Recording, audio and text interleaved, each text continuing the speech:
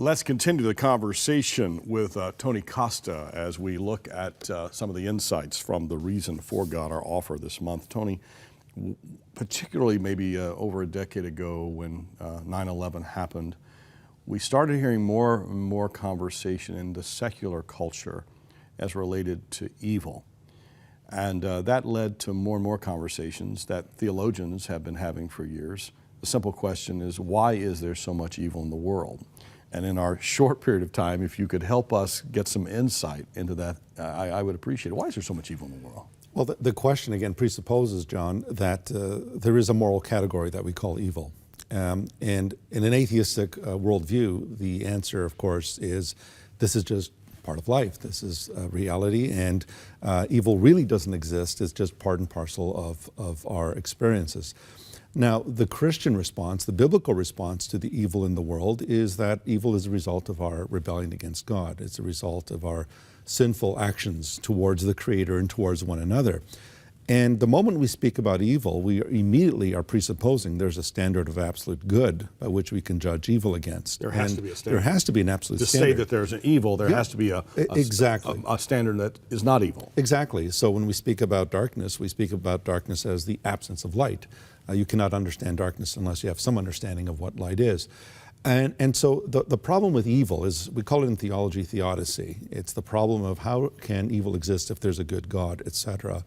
And the response that people have towards evil is usually, it's responded by two ways. Usually there's an intellectual problem against evil, and the second one is an emotional problem. The intellectual problem really is not something that is too difficult to resolve. Atheist philosophers admit that the problem of evil does not mitigate against the idea of God, because evil is compatible with God's existence. God defines what evil is, the opposite of his goodness.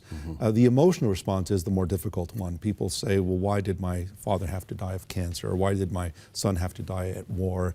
Or why did that soldier in Ottawa have to be gunned down, etc.? Victims of a horrible crime. Exactly. And so there is a lot of evil in the world because there is a lot of rebellion in the world. And if God does not exist, then evil really is utterly meaningless. We cannot judge the acts of Hitler or the killing fields of Cambodia. One wonders how far spread evil, more evil would be or would occur if there was not the restraint of God. Indeed, indeed. By his people or by values, laws, standards. Indeed, if it were not for what we call in theology the common grace of God, his restraining power, the world would turn into Auschwitz. The world would turn into literally hell.